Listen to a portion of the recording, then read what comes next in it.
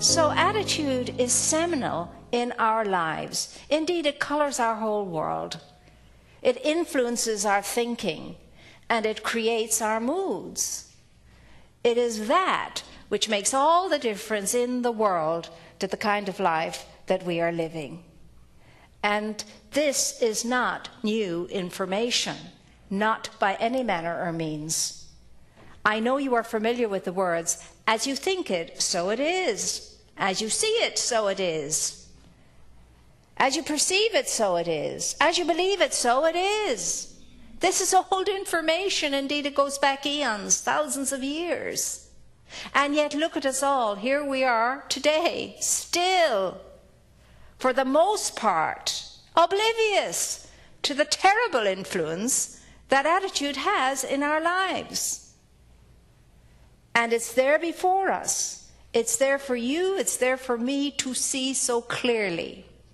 If not in our own selves, at least we're well able to see it in other people's attitudes. And how their attitudes stink and so on and create havoc in their lives. And if only they could change their attitude, their life would be different. Well, of course, it's all about today, me and my attitude and how my attitude is, and about nothing else. It's all about me not being bothered any more, and I mean any more, about the speck in somebody else's eye, but to take care of the great hulking log in my own and release that. That's my only task and my only job, and that's a healthy attitude. You know, in the early 50s, I think it was, there were wonderful tests going on in the psychology laboratories all over the place. But it was a Princeton, I believe, a Princeton graduate and a Dartmouth graduate in Hanover in New Hampshire, after conducting many tests, came out with a simple and a profound statement. And it was, what you see when you're looking at something depends not upon what is there, but upon the assumptions you make when you are looking. Depends upon the assumptions you make when you are looking. A simple and a profound statement. And oh my gosh, you and I could be chewing on that for the rest of our lives. That we live in a world of assumptions. We live in a world of assumptions. We live in a world of illusion. What we see before us is necessarily not exactly what we see before us. There's a great truth in the adage, everything is not as it appears to be. Everything is not really as it appears to be. So what that's saying to us is, and you know it and I know it, look up into the clouds and we'll all see different things. We'll perceive all kinds of things in the clouds. All kinds of shapes, all kinds of animals, all kinds of things in the clouds. We all won't be seeing the same thing at all. We'll all be seeing different things. And this follows in every aspect of our life and living. Each one of us perceives in a unique way, sees in a unique way. We know too that just in experimentation itself, just looking at the experiment changes the experiment too. We live in a spiritual universe. We know now that energy and matter is interchangeable. We know exactly. I can hold my hand under a soft flowing little waterfall out in nature and be absolutely charmed by it, and at the same time I know it can drop a brick of ice on my foot and break it.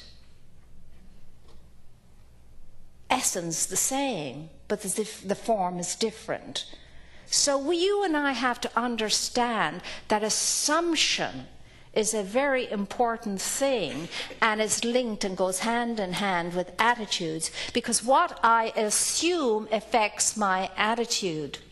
What I assume, and then that triggers my imagination, and my imagination is the creative center of my being. I create all of my life out of my imagination. Out of my imagination flows my life. what I'm assuming, what I have decided, what I'm thinking, what I'm feeling, what my attitude is. That is what drives my life and yours too. So you and I this week are going to be looking very carefully at a few words like attitude, assumption, and imagination. And we're going to be tuning into those regularly to see how we're doing in those areas. What we are assuming, what our attitude is, and how we are working our imagination. That is vital to you and to me with regard to improving ourselves and creating for ourselves a better life, which is all very possible. Very possible indeed. Indeed. You often hear me say, I will choose attitude over genius any day. Absolutely I will. Because it truly is all about attitude. And there's a certain type of attitude that the student of truth and the unfolding soul aspires to. And it truly is an attitude of non-assuming, non-judgment. Be careful with the assumptions, because what we are assuming drives us crazy and creates havoc in our lives most of the time, because most of our assumptions for most people are negative ones. Most people's assumptions most of the time are negative.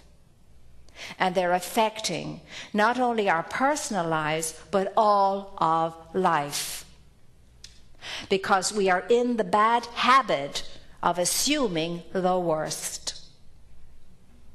In the bad habit of assuming the worst. And we make judgments and decisions and choices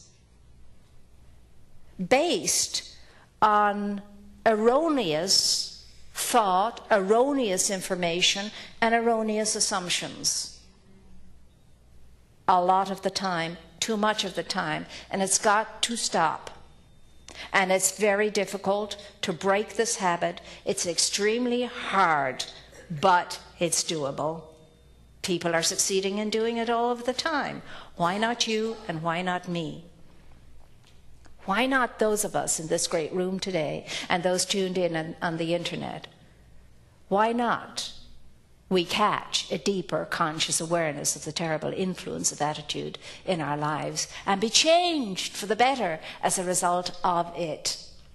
A change in attitude is an amazing thing when it comes to improving ourselves and bettering our lives.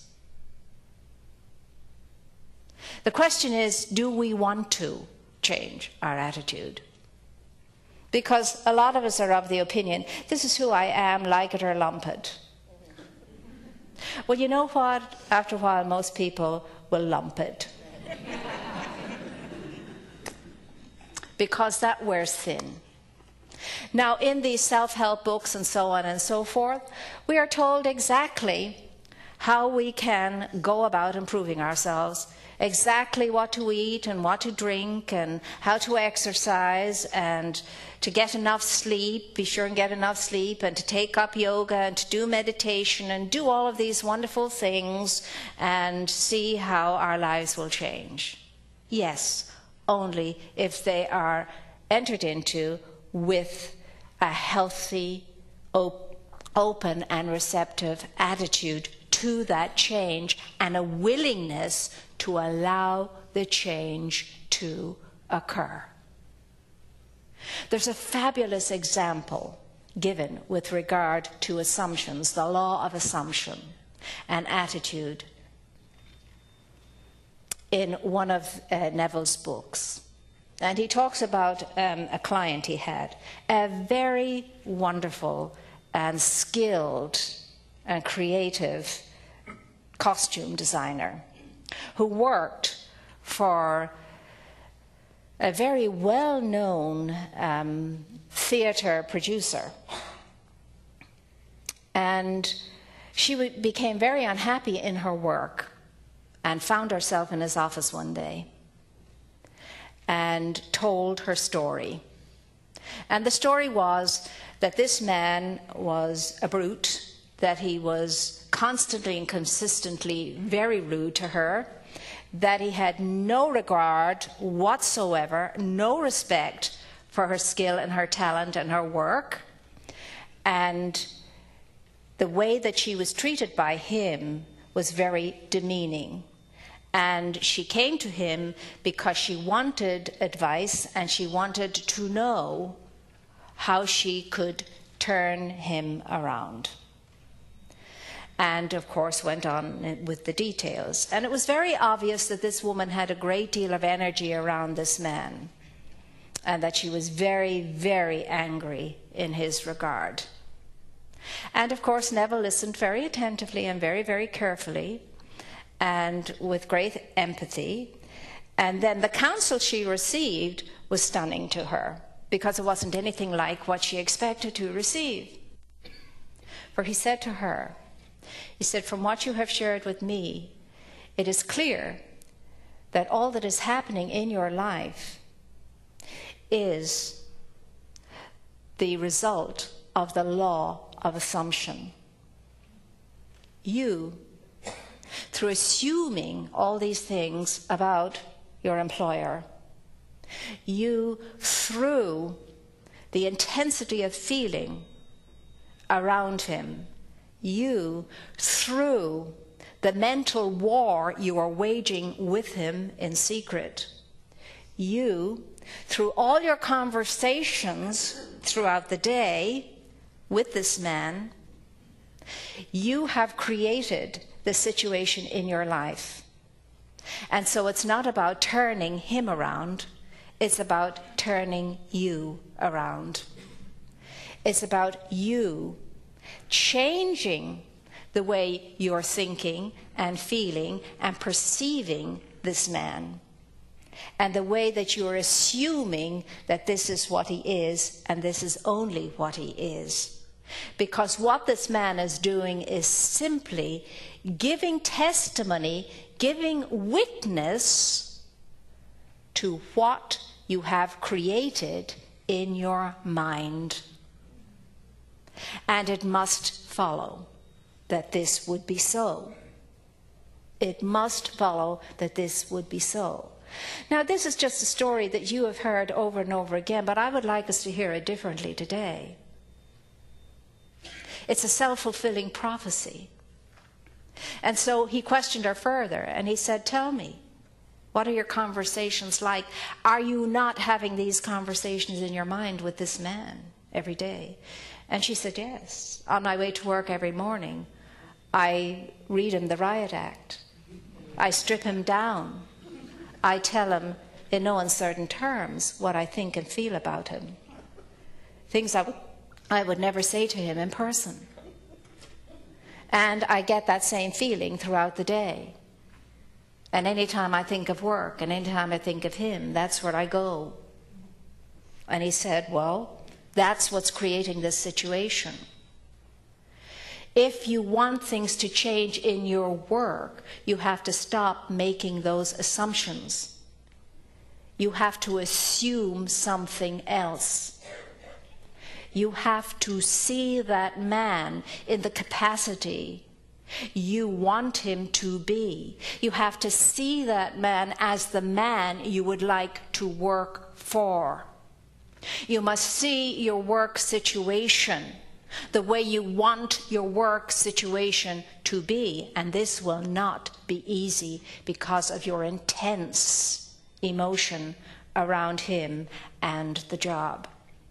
But that's what you must do if you want to turn things around, because he is only fulfilling your prophecy of him. That's all he is doing, and he cannot do anything else. Because people will be to you what you think and feel about them in secret. Oh my goodness.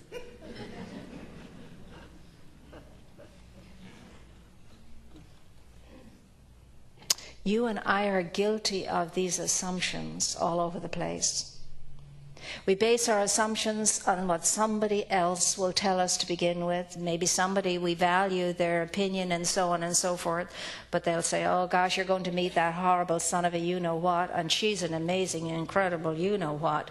And before you even meet the person, your mind is already going in that direction. We've got to stop it. We have to cease and desist this. It's killing us all. It's keeping the world in the terrible state it's in.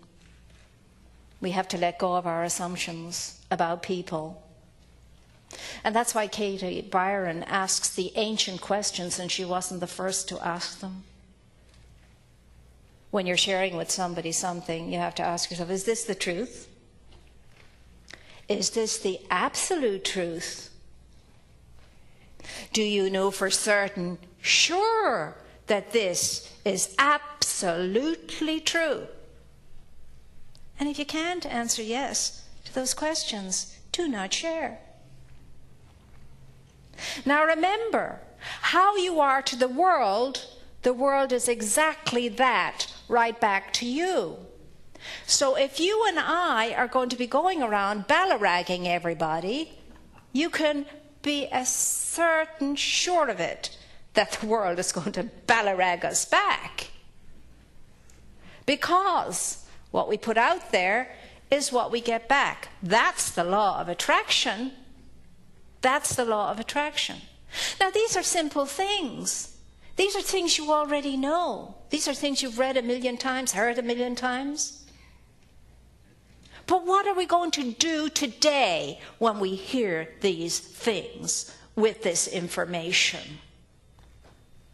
Will my attitude remain the same as it always is? Or will I change my mind about it all for 2 minutes? Remember, Charles Barker says, changing your mind is not a problem. It's a very easy thing to do. It's keeping your mind changed. That's the challenge. Keeping mind changed is the challenge, always.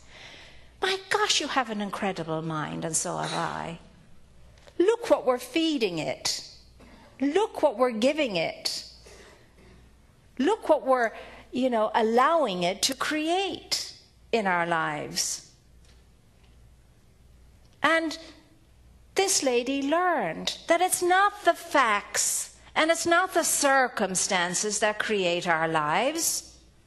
It's the assumptions, it's the attitudes, it's the thoughts, it's the feelings that we entertain. And it's only that with which we created a situation is that with which we will heal a situation, mend a situation, or fix a situation. It's the very same process. If thinking made that so there, thinking can make it something else here. Nothing good nor bad, but thinking makes it so. Great words of Shakespeare. But do we believe it? See, the thing is, do we believe any of this? I wonder. Because I think that if we really believed it, our lives would be improving more. Our lives would be better and better and better as time goes on. Is it a question then of faith? A question of belief? What is it? Is it our inertia? Our mental and emotional paralysis that keeps us stuck and blocked from moving ahead, taking this wonderful, wonderful information and making it work in our lives so that you and I can be the best that we can be and stop with all the moaning and the groaning and the belly aching and the yaconing and the kvetching. Listen in on our conversations, and that's what it mostly is. And for heaven's sake, we need to stop looking and listening to the news. That's for sure. So what is it going to be for you and for me in this coming week as far as what we are hearing right here and now, and what's going on in our minds right here and now, and what the impulses within us is right here and now, because we're all sitting there going, oh, yeah, we all know this is the truth, you know? But what will we do with the truth? Can we handle the truth? I say that we, as truth students, can handle the truth. What we cannot handle is lack of the truth. So I'm knowing we're in for a great good season because we want to be great and good in it. And to be great and good in this season, you and I must entertain great and good thoughts, great and good feelings. And we have to stop the nonsense around thinking we know what's going on behind anybody's eyeballs. Or thinking we can pronounce who they are and what they are. Or thinking that we can define them by somebody else's definition or by their behavior. We cannot, we must not, we dare not, if we have the growth and development of our spirituality in mind, which is our true essence. And all of us are in this room today because we take our spiritual lives seriously. That's why we're here. Oh, my dear ones, it's all available to each and every one of us without exception, regardless of our circumstances, regardless of our situations, regardless of our past history and our past behaviors, and so on and so forth. That matters not. None of that matters a whit, as we say in Ireland. Now, a whit is smaller than a smidgen and a pinch. I don't exactly know what it is, but I know it's smallest of the small. So it matters not a whit. What matters is what you're thinking now, what you're feeling now, what you're assuming now, what you're deciding now, what you're choosing now, what you're ready for now. And I know that that's great and good. That's great and good. That's what this teaching is all about. That's what life is all about, the great and the good. The great and the good. America the beautiful, the great and the good.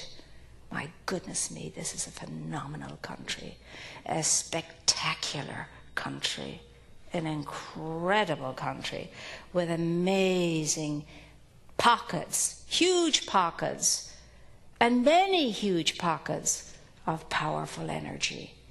But they compare not to the possibility of the energy that lives within each one of you and me. They're nothing by comparison. And yet I can stand in front of a mountain in awe, in front of a lake in awe, in front of a river in awe, in front of a meadow in awe, and be absolutely transported. And it pales by comparison to the power and the grandeur and the glory and the grace of God within each one of you. And if I cannot stand before you with the same awe and respect, then there's something lacking and missing in my awareness of what it's all about, Alfie. And if I cannot do that before myself, likewise. So that's the invitation today. Just a little invitation today. And I would say go home now and chew on all of that with a cup of tea or a cup of coffee or a glass of water or whatever your drink of choice is that is conducive to your health and well-being. And I'm knowing that this is going to be a great, good, and grand and glorious week for each and every one of us. And God bless us, everyone. And so it is.